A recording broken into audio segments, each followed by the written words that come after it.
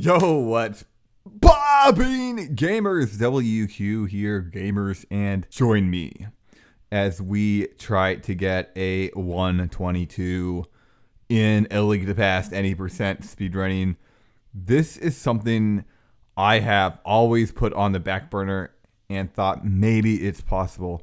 And finally, we have the tools and we're gonna get it. Today started off with a banger. We actually got a gold Hera split.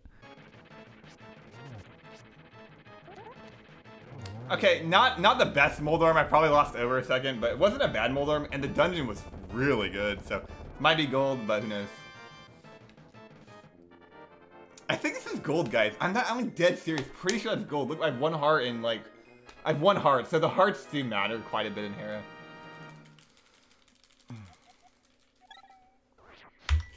Jeez, dude. Sweet. That is sick, dude.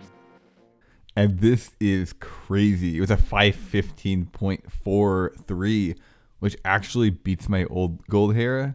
And the potential in this split, we could definitely get a 514. So this was exciting. But guys, before we talk more about the runs we had today, these are some interesting runs. We need to look at what has happened in the past month of speedrunning A Link to the Past, because I was doing super good, and then there was an unfortunate situation where my controller actually stopped functioning properly, and I could almost not play the game whatsoever, and I was falling apart here. So I went through some extreme measures, and thanks to some helpful people, some really kind, gracious people, we actually were able to find a countermeasure and potentially a permanent solution to this problem, but I'm not sure this is actually a solution. So we're going to look through the runs today and kind of survey what's going on here. Okay, what you're looking at right now is a D-pad rubber. So in the Super Nintendo controller, under the actual casing, there is a rubber on the inside, and it's fairly flexible. Now there's two types of official rubbers. There's red ones. There's actually official white ones released as well. And these D-pad rubbers, over time, the fibers will actually tear, and then the controller is effectively no longer functional or usable. And this is pretty much what happened to my old D-pad rubber. Now, that was a huge setback for me because that controller was amazing. I got my any percent PB on it, my low percent PB, my hundo, a bunch of other really good personal bests on that controller. So losing that D-pad was a huge setback. Now, you can't simply buy a replacement controller for Link to the Past. It doesn't quite work like that. You need a very high quality, rare D-pad.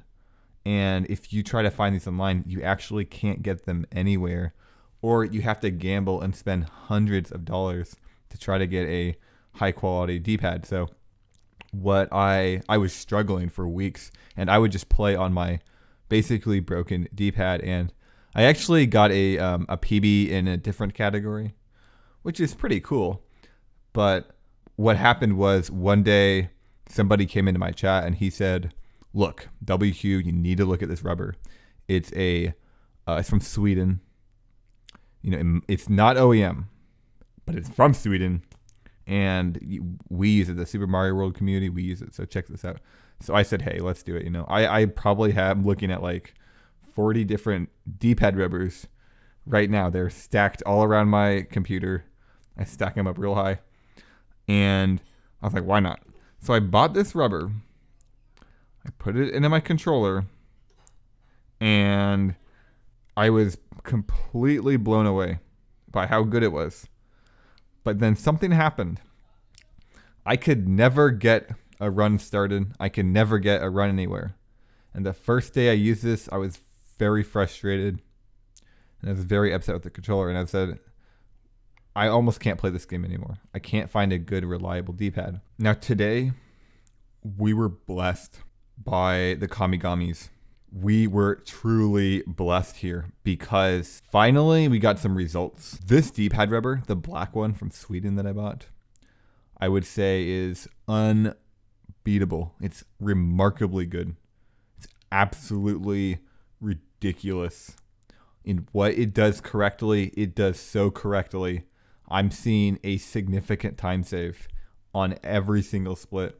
The problem is I can never finish a split without making mistakes. Now, we got a 515 Hera today, which is a 0.3 second gold. And this is clearly a huge benefit because I was actually able to get a good segment with this D-pad, which to me means we're going to unlock the future. We're going to unlock more good runs in the future, even better runs in the future. My runs have been getting better every day with this controller. And there's a good chance we're actually going to be in God level shape in about a month, maybe even 2 weeks. This is completely unprecedented, guys. You're not going to want to miss this. Make sure to subscribe right now and join the WQ Army, guys. This is just mind-blowing. Now, gamers, we need to go over these runs today because this was epic. So we got 5 runs to Aghanim. The first one had the gold Hera. It was actually by far the weakest of the 5 runs. Usually my first run of the day is hit or miss. Sometimes it's good. Sometimes it's really bad. A lot of that has to do with warming up, saying hi to people. Sometimes the weather or the temperature in your room. So we got a 27.25.8 Aghanim. Now I'm trying to get a 122 in Link to the Past, which is heralded as one of the greatest achievements in all of speedrunning. So a 27.25.8 Aghanim's Tower is not bad, I would say, but for what I'm trying to do, I really am looking for something better. Now, guys, if you're curious, like, what is a 27.25? Like, what is Aghanim's Tower? So in Link to the Past, this boss fight called Aghanim, he actually destroys about 70% of your runs, maybe even like 85% of your runs die to this guy completely on RNG. And Link to the Past is not an easy speed game. There's a lot of movement in RNG. You're lucky to get a good run started. This guy is going to destroy your runs. So most of my runs go to Aghanim. Aghanim uses an attack where he throws a spell at you. And the attack is 50% of the time it's a yellow ball, which you can actually reflect back and damage him. 50% of the time it's a blue ring of a magic energy. They're called blue balls, believe it or not. What'll happen is you can't reflect those back. So that's a time loss. In fact, it's a 6-second time loss. So if I'm plus 13 and then I get 2 blue balls, well, my PB had 0, so I'm going to be plus 25, which means my run, I can't continue it. So Aghanim is a very, very tense part of the run right at the end of Light World. And what that means is usually my runs get to Aghanim. We actually had 5 runs to Aghanim today, which is pretty decent. I usually get 5 or 6. Anyway, this run was a scrap. My second run that got to Aghanim was really incredible, actually. 2710 Aghanim's Tower is incredible. That's a very good time.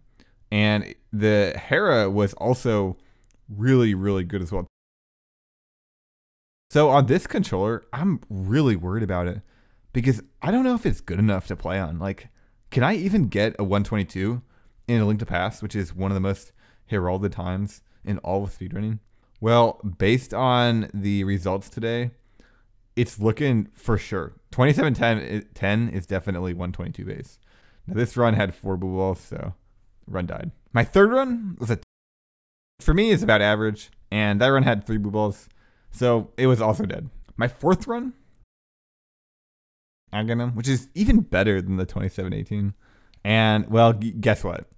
You guessed it. We had 3 blue balls, so the run died. So my 5th run to Aghanim, we actually had a 2713, which is really good. Now, guys, keep in mind, I don't know if this controller is good enough to actually play to get a 122 because it's amazing for so much of the game. But I keep making these huge errors, and it's like my end times are not very good. Well, 2713 at 2710 and at 515 gold Hera's Tower are all absolutely amazing. So it seems like I'm getting adjusted. This has been my best day on this controller. I've only been playing on this controller for 4 days. So it seems like I'm definitely getting adjusted. And we are going to get some really good runs. Now, my 5th run actually had 0 blue balls, which is incredibly rare and incredibly good. So to better understand why this is so good, we're going to have to break down Aghanim's RNG exactly. So on Aghanim, if you get perfect luck, like for example, let's say the RNG works in your favor perfectly, Aghanim will never attack you with a blue ball. He'll only attack you with directly reflectable attacks. And if he does this, it's called 0 blue balls. And the only variance in the fight is Aghanim's warps, which only add up to a few seconds. So this is effectively a 24-second time save over 3 blue balls, which is statistically the most common fight. And the reason for this is because every time Aghanim starts a cycle, he always starts with a energy ball, which you can reflect and damage him back. The problem is, between cycles, Aghanim shoots a lightning attack, which is 100% not reflectable, and that loses another 6 seconds. So if you get really good RNG, you never see an extra lightning attack. If you get 3 blue balls, that's when you see an extra lightning attack. So if you get 1 blue ball, it's only a 6-second time loss, and 1 blue ball is really good. If you get 2 blue balls, it's a 12-second time loss. Now, a 12-second time loss is huge, but it is playable. If you get 3 blue balls, it's actually a 24-second time loss, which in a game like League of the Past, most of your runs are going to die. So that's why getting 0 blue balls is such a big deal, because it's a huge, huge time save. The odds of getting 0 blue balls are 1 out of 16. This run was amazing. I couldn't have asked for a better run. I was so thrilled. The chances of getting a new personal best and getting to 122 on a run like this are super high. So let's look at what happened in the run, guys. This run had a 28:39.8 light world. Now keep in mind, in my entire life of running a Link to the Past, I've only had 3 runs with a 28:30x light world. My PB, this is a 123.09. I had a 28:39.7 in January, and then this run. So 3 times in my life I've had a run this good. That's incredible.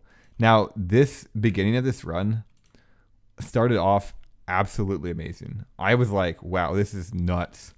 Until, yeah, the controller started acting up again. I actually bonked here. This is actually 100% due to the D-pad. Now I bonk here all the time, so I can't be too mad about that. But there was another issue. The bomb jump itself was really slow. Now I looked at the time loss on this. It's only about 5 seconds. Okay, the run's worse, but you know what? It's still PBable. In fact, I can still get a 122, so let's keep going. So I got a nearly perfect mimic screen, and I was just mind blown. The ability of this controller to play nearly frame perfectly is just nuts.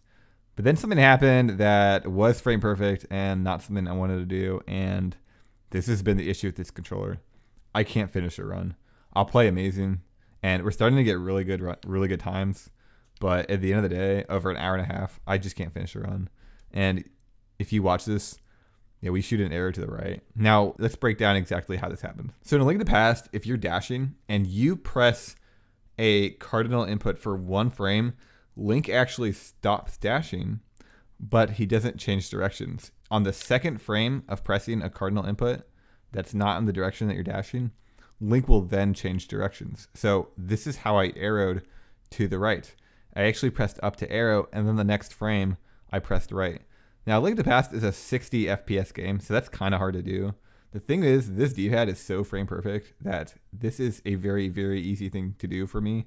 And unfortunately, if you shoot an arrow to the right and you have 1 arrow left, I have to go back into the previous room, which ended up costing me 17 seconds. And the crazy thing is, I can still PB on this. So I kept playing. So the run was pretty good up until Skullwoods. And then what happened was I made another mistake. Now, I'm not going to blame this on the D-pad. I think this is more on my end. I think Mothula is the hardest boss in this game, and it's the most challenging boss for me, for sure. So I made a few key errors on Mothula, and oh boy, we lost a lot of time in Skullwoods. So I'm coming out of Skullwoods plus 30, and I'm thinking to myself, like, well, I can PB. Legit, I can PB with this 100%. I guess we got to keep going. But I was really upset. Because if I didn't make that mistake, and I didn't make the one mistake in Palace of Darkness, this would have been a really, really good run. Like an incredible run. And it's 2 mistakes that just nerfed the whole thing. So I was very disheartened with this. Ice Palace ended up being really good. And I made a lot of mistakes. Actually, that Ice Palace could have been gold. I find myself saying that a lot lately. Well, my controller is ridiculous when it's good. It's insane. Anyway, we got a really good Swamp Palace. And I'm plus 26.5. Well, that's incredible.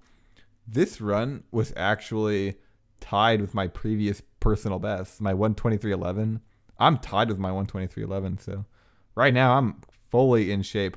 I'm fully ready to PB. I'm like, let's go. Let's get a new personal best. So Myra's going really, really well. It's actually incredible. Another gold pace split. And we make another mistake. And this one it's too many. It's too much time loss. So now, was this my D-pad? I didn't press the A button. And if you don't press the A button on this trick, you can't do the trick. So I didn't press the A button. That's not my D-pad, right? That's me. I still blame my D-pad on that. So if you're wondering, why do you need a dash for this? It's something in Link to Pass called an altitude value. And this altitude value actually determines where the splash damage on the Fire Rod hitbox will go. So if you've ever played Link to Pass, you'll know that the Fire Rod, when you shoot it out, sometimes the hitbox, it'll hit a switch early or late, or it'll hit random enemies seemingly nowhere on screen. This is because of the fire splash damage altitude value. So if you dash, it'll reset the altitude value to 0. And if you can reset the altitude value there, what happens is later you can actually hit a switch at the top of the screen that's not visibly on screen, but it is at the top of the screen. And that's because the altitude value was abused to go under, and then it warps back to the top of the screen. This glitch saves a significant amount of time, and you don't need this bomb. So missing this dash input cost me the entire run. Anyway, guys, thanks for watching my video. Here are the sponsors of this stream making this happen. So big shout outs to Caitlin Brick, who resubscribed with tier 1 for 2 months. Huge shout outs to Zaz Zojo, who gifted a tier 1 sub to Metro Android, to Zosty, to Mr. Bumps Venus, and to Trinex _. Yo, thanks for the 4 gift subs, dude. That's freaking amazing, dude. Also, big shout outs to Zaz Zojo for the 627 bits, dude. I really appreciate that, man. That's incredible. Also, thanks to Anonymous Cheer for the 1 bit, dude.